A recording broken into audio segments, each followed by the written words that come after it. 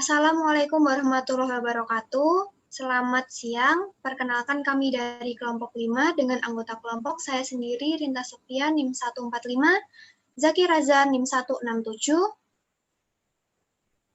Anissa Erikawati NIM 168, Graciela Nanda NIM 169, Imelda Tata NIM 170, dan Safira Tasya NIM 171. Di sini kami akan mempresentasikan tentang konsep penelitian dan metode penelitian.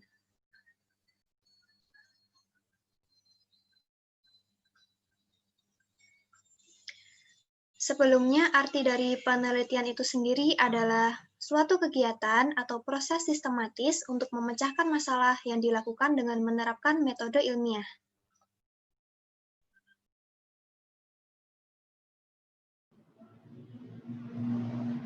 Berikutnya ada konsep penelitian. Konsep penelitian ini dibagi menjadi 3, monodisiplin, oligodisiplin, sama multidisiplin. Nah, penjelasan dari monodisiplin yaitu suatu disiplin ilmu tertentu menggunakan metode tertentu di samping ilmu-ilmu lainnya, baik teoritis maupun praktis. Pendekatan monodisiplin atau pendekatan struktur adalah suatu pendekatan yang bahan pelajarannya bertitik tolak murni berdasarkan disiplin ilmu yang bersangkutan tanpa mempertautkan dengan cabang ilmu lainnya. Jadi, contohnya ilmu tentang asal hama wareng, khusus asal hama wareng saja tanpa mempertautkan dengan ilmu lain dalam rumpun bidang lainnya.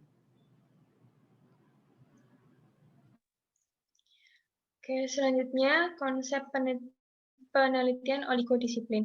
Ini merupakan konsep yang berfokus pada beberapa bidang atau salah satu konsep bidang hanya menjadi pendukung. Dan yang ketiga adalah konsep penelitian multidisiplin. Pendekatan yang bersifat integratif atau terpadu. Konsep ini merupakan pendekatan suatu konsep dari suatu cabang ilmu atau tema yang bahannya diorganisasi dari berbagai cabang ilmu secara terpadu. Next. Metode penelitian itu merupakan setiap prosedur yang digunakan untuk mencapai tujuan akhir.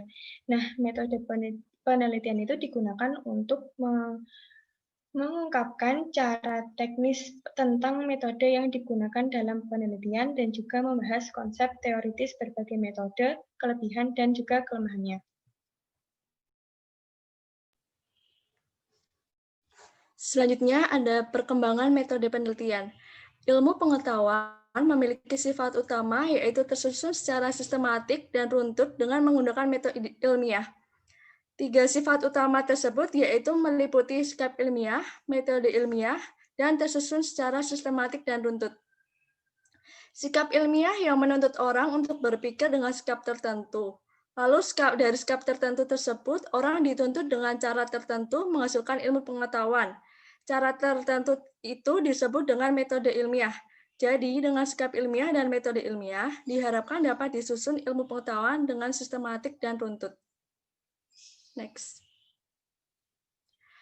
Terdapat 5 macam metode penelitian, di antaranya yaitu ada metode penelitian historis, di mana metode ini digunakan oleh orang-orang atau peneliti yang mengajukan pertanyaan terkait hal atau peristiwa masa lalu. Biasanya metode ini digunakan oleh ilmuwan di bidang sosial. Tujuannya untuk merekonstruksi info kejadian masa lalu secara objektif dan sistematis. Metode penelitian historis ini memiliki tahapan pengumpulan data, penilaian, pembuktian data, serta penggabungan data dan bukti lapangan. Yang kedua yaitu metode penelitian deskriptif. Metode penelitian deskriptif bertujuan untuk mengumpulkan data yang detail, mendalam, serta aktual. Penelitian deskriptif akan memberikan hasil terkait sebuah masalah dan kondisi yang berlaku. Penelitian tersebut menjelaskan gejala-gejala yang sudah ada, seperti masalah sekaligus meneliti kondisi yang terjadi. Penelitian ini juga menjadikan perbandingan tentang apa yang dapat dilakukan untuk mendapatkan sebuah solusi yang tepat. Yang ketiga, ada metode penelitian korelasional. Metode penelitian korelasional adalah metode yang pelaksanaannya dengan menghubungkan satu variabel dengan variabel lainnya, sehingga disebut korelasi.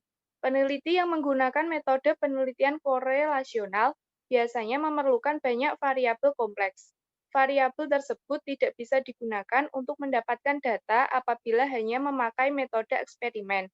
Metode penelitian korelasional bertujuan untuk mencari tahu kaitannya antar variabel.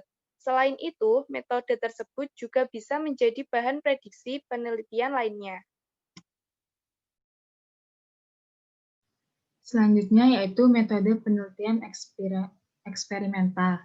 Metode penelitian eksperimental adalah metode penelitian dengan cara memanipulasi kondisi dan situasi alami. Penelitian dengan metode ini akan menghasilkan kondisi buatan.